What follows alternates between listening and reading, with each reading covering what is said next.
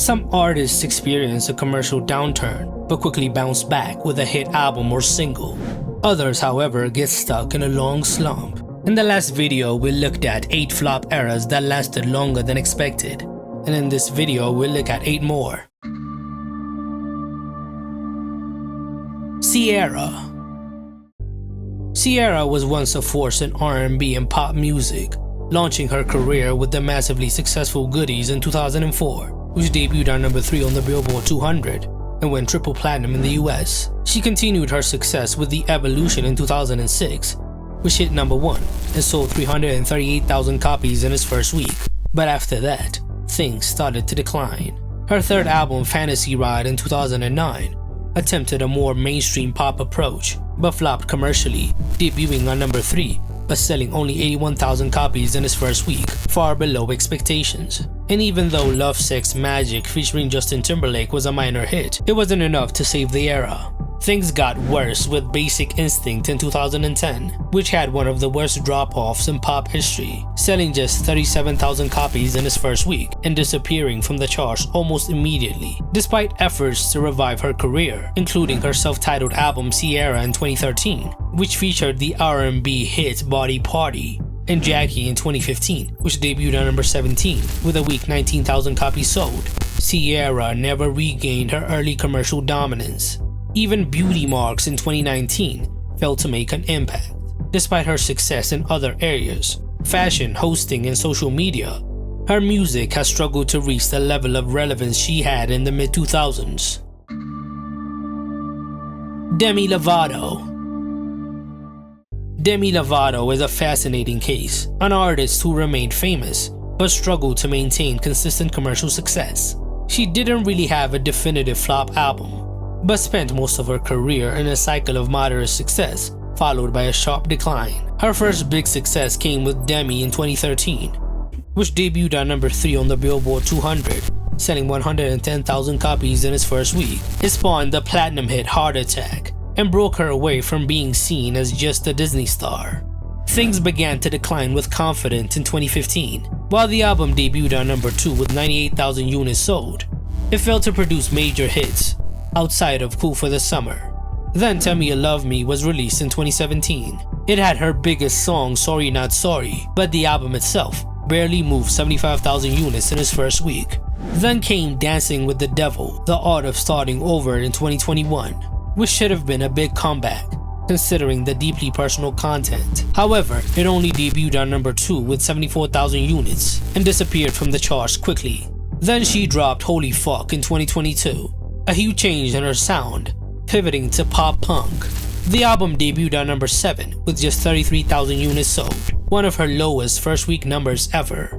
Despite remaining a celebrity with a strong fan base, Demi's music career has been in a commercial slump for a while now. Halsey. Halsey's career took off in the mid-2010s with the alternative pop album Badlands in 2015, but her true mainstream breakthrough came with Hopeless Fountain Kingdom in 2017, which debuted at number 1 on the Billboard 200 and spawned the hit Now or Never. But however, her biggest commercial high came when she scored a 2-week Billboard Hot 100 number 1 with Without Me. This was expected to set her up for another massive era, but instead, it became an isolated hit, as her next 2 albums struggled to match its success. Her 2020 album Manic opened well, debuting on number 2 with 239,000 units sold in its first week, but it lacked long-term impact. You Should Be So Sad and Graveyard underperformed, and despite her star power, the album faded quickly.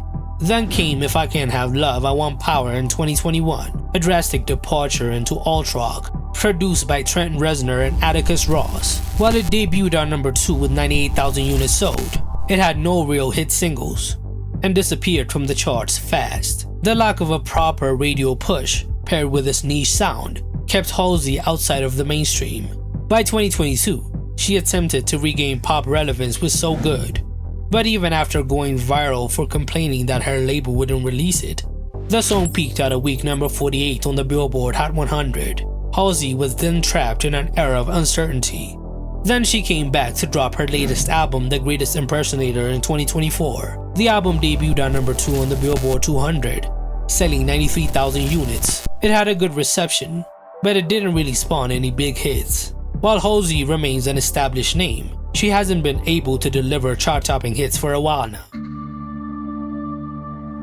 Gwen Stefani.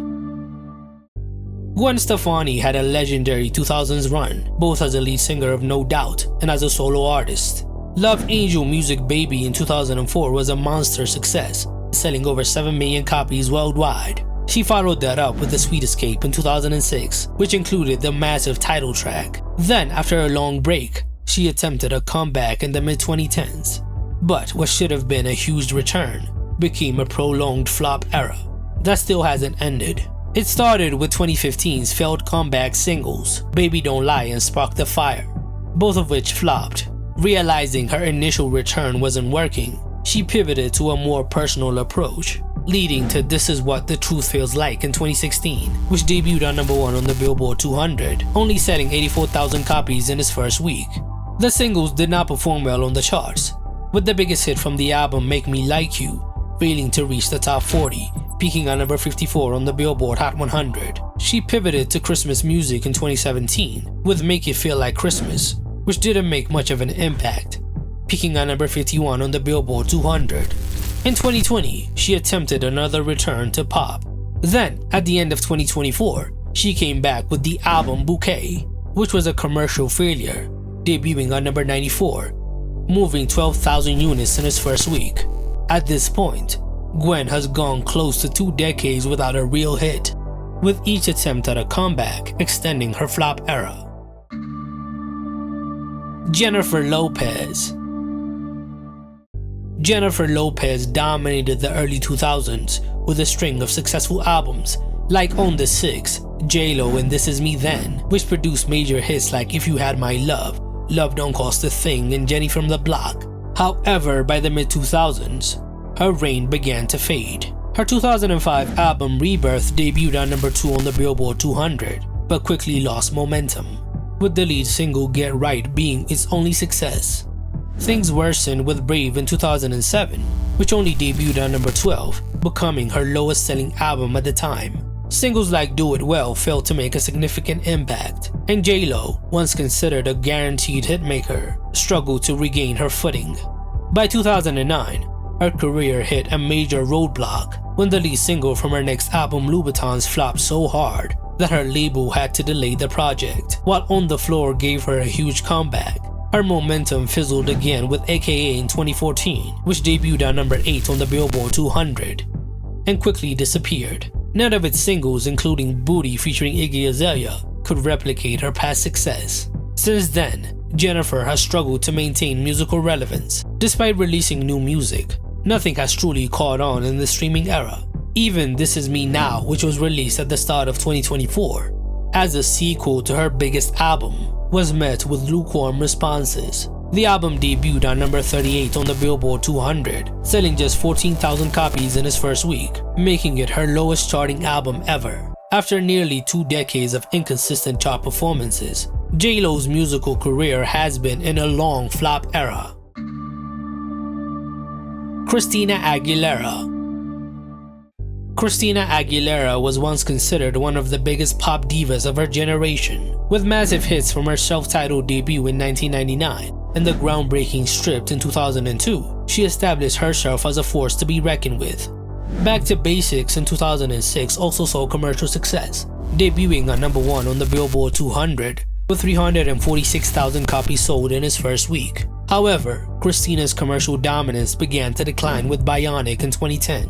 While the album has since gained a cult following, it was a disaster when it was first released, debuting on number 3 with 110,000 copies sold before free falling off the charts. Singles like Not Myself Tonight and Woohoo failed to connect, leading to a flop era. Hoping for a comeback, she returned with Lotus in 2012, but the results were even worse. The album debuted on number 7, selling only 73,000 copies in its first week, making it her worst performing album at the time. The lead single Your Body failed to crack the Billboard Hot 100's top 30, and the era was abandoned shortly after. While her stint as a coach on The Voice helped keep her name alive in the public and led to her feature on the hit Moves Like Jagger with Maroon 5. Her music career continued to decline. After a 6-year hiatus, Christina attempted another comeback with Liberation in 2018. Despite strong critical reviews, it debuted on number 6 with only 68,000 copies sold, her worst first week sales yet. Even her return to Spanish music with Aguilera in 2022 failed to make waves. From 2010 to now, Christina has struggled to achieve a hit, proving that even the most talented vocalists can be past their prime. B.o.B.